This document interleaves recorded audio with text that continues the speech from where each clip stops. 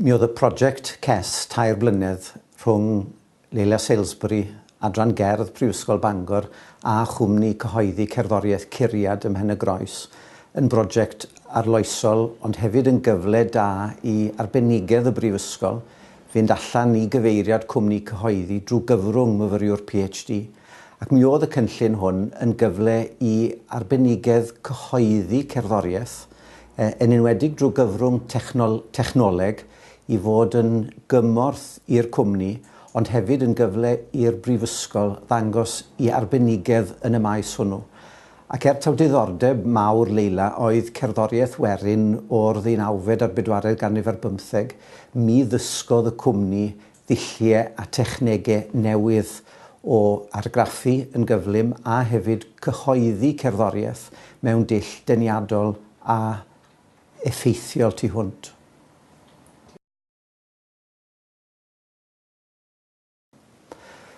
Mi oedd y prosiect hwn yn gyfle i Brifysgol Bangor drwy gyfrwng Leila Salisbury, myfyriwr PhD, i drosglwyddo dull newydd o gyhoeddi cerddoriaeth gan ddefnyddio meddalwedd Sibelius, y meddalwedd sy'n cael ei ddefnyddio gan y diwydiant cyhoeddi a gan gyfansoddwyr ar hyd ac ar led y byd bellach, ond cyflwyno y dull hwn o feddalwedd i gwmni curiad. Ar y naill llaw mi oedd y cwmni'n gyfarwydd ar meddalwedd, ond eto ddim yn ei ddefnyddio i'r graddau ac y bydden nhw'n dymuno, ond hefyd mi oedden nhw wedi arfer a defnyddio hen fath o feddalwedd.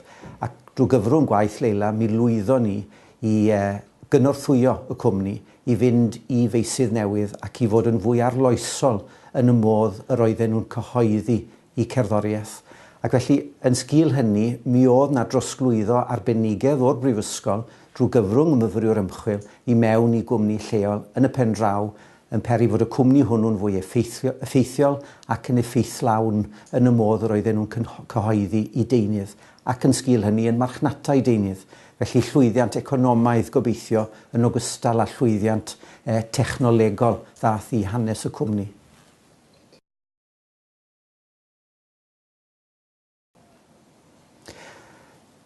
Mae pob prosiect KESS i ni fel Adran Gerdd yn bwysig ar eithron. Yn benna oherwydd mae'n golygu fod yn myfyrwyr ni yn cael cyswllt gyda byd gwaith real y tu hwnt i'r Brifysgol. Ond mae'r prosiect hwn yn enwedig yn brosiect arbennig oherwydd ei bod yn cynorthwyo cwmni bach cyhoeddi, cwmni gyda dim ond rhyw 2 neu 3 o weithwyr a rhai gweithwyr llawrydd. Mae'r prosiect hwn yn y pen draw yn golygu bod ni wedi gallu rhoi hwb ymlaen i gwmni i fod yn fwy llwyddiannus mewn byd sy'n eithriadol o gystadleuol, ond hefyd wrth gwrs mewn byd sy'n mor aruthrol bwysig i ni fel cenedl, sef cerddoriaeth.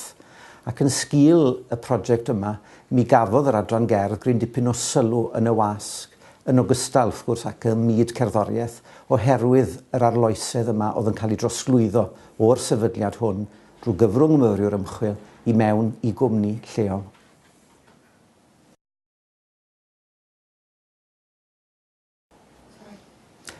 Mae pob prosiect ymchwil yn arwain at ymchwil pellach.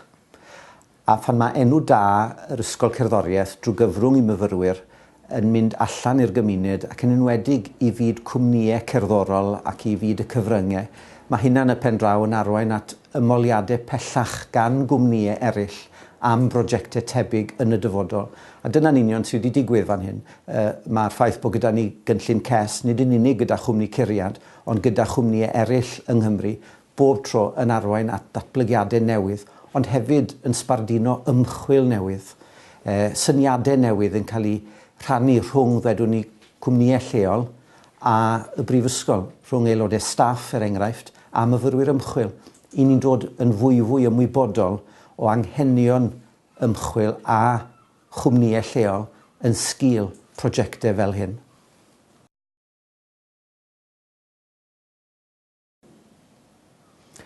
Mi oedd y berthynas rhwng ni a'r cwmni yn dda hyd yn oed cyn i'r cynllun yma ddigwydd. A dweud y gwir oherwydd cyswllt uniongyrchol rhwng y Brifysgol, yr Adran Gerdd a hefyd y cwmni curiad, dyna'n union beth fi oedd yn sail i gychwyn trafod y prosiect a'r posibiliadau o gael myfyriwr i weithio yn y maes. Mi oedd y berthynas rhwng ni'n dda ar y dechrau ac mi oedd hi'n dda iawn ar y diwedd. Felly mi seliodd y gweithgaredd ymchwil yma berthynas agosach rhwng ni fel sefydliad a cwmni allanol. Ond mi oedd Leila hefyd yn gwerthfawrogi'r cyfleoedd arbennig oedd hi'n ei gael drwy fynd i'r cwmni yn wythnosol neu'n bythefnosol a chael cyswllt gyda byd gwaith real yn ytrach na byd prifysgol yn unig. Ac mi oedd hynny'n y pen draw yn dod â gwaith ymchwil Leila yn fyw iddi hi. A dyna un o'r manteision mawr o fod yn rhan o gynllun KESS, sef nid ymchwil mewn llyfrgell geiedig, nid ymchwil mewn labordy heb unrhyw berthynas gyda'r byd mawr, ond mae cynlluniau KESS yn y pen draw yn rhoi bod i ymchwil go iawn, ymchwil difrifol, ond hefyd mewn cyd-destun real byd gwaith. Ac felly, i ni'n ymyfrydu yn y ffaith fod y perthynas rhwng ni a'r cwmni yn dda ar y dechrau. Mi fydd y berthynas yn gadarn ac yn dda drwy gydol y 2 blynedd, ac mae'r berthynas o hyd yn dda. A synwn ni ddim os oes na ddaw rownd eto o KESS, y bydd cwmni curiad yn awyddus i bartneri gyda ni unwaith yn rhagor.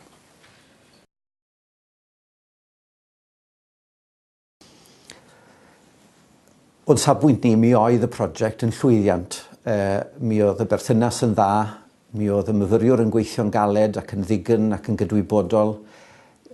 Petai na wella ar y prosiect mewn unrhyw fodd, mi fydden ni'n awgrymu o bosib y dylid cael aelodau o'r cwmni i mewn i'r brifysgol am hyfforddiant, a hynny am ddim, gan bod na gymaint o arbenigedd fan hyn y gallwn ni rannu gyda'r cwmni. Mi oedd na gyfarfodydd cyson gyda'r cwmni, efallai gallid rhoi cyfarfodydd misol ffurfiol i mewn i'r rhaglen, a hynny yn cael ei cofnodi ar bapur fel bod pawb yn deall yn union beth ddigwyddodd.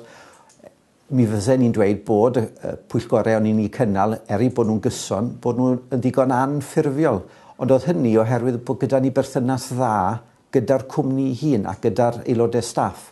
Ond dwi'n meddwl, gan fod y brifysgol fan hyn mor agos at y cwmni, gan bod y cwmni yn awyddus i ddysgu cymaint oddi wrth y brifysgol, petai na raglen ffurfiol o hyfforddiant ar gyfer cwmnïau yn rhan o brosiectau KESS, mi fyddai hynny'n y pen draw yn golygu fod cwmnïau KESS yn elwa gymaint mwy o raglen ymchwil y brifysgol hon.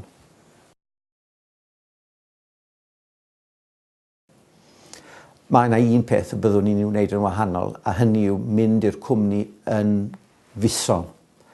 Hynny yw yn llythrenol, mynd o Fangor i Benygroes ac i'r cwmni ac bod yno.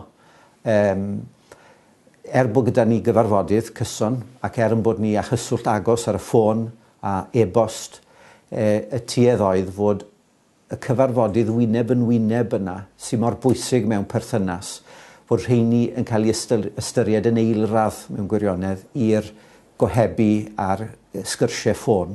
Mwyn ffurfioli y berthynas efallai, ond hefyd yn aml pan mae dyn yn cyfarfod pobl wyneb yn wyneb, mae yna faterion eraill yn codi a yr adeg honno mae'n bosib rhannu arbenigedd, rhannu profiadau yn gymaint haws. Dydy e-bost na ffôn ddim yn gwenu fel y cyfryw.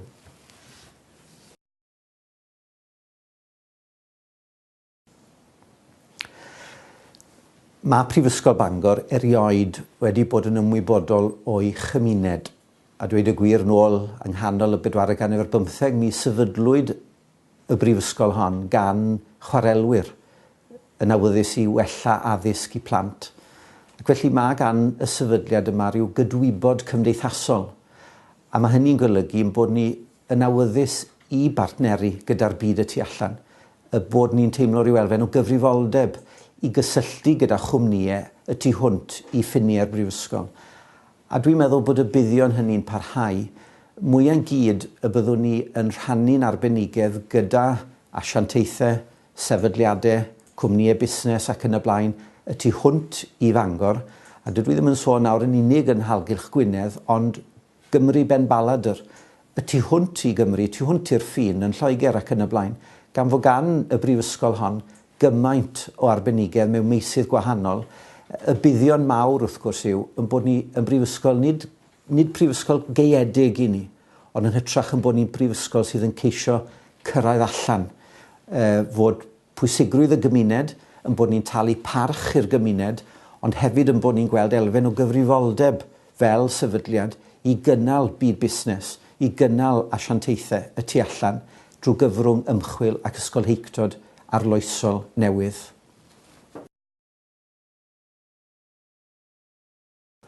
Pan ddaw'r rhaglen KESS eto yr eildro i Brifysgol Bangor, mi fyddwn ni'n awyddus iawn gweld fod na rannu cynlluniau PhD ac MRes ac yn y blaen ar draws y sefydliad.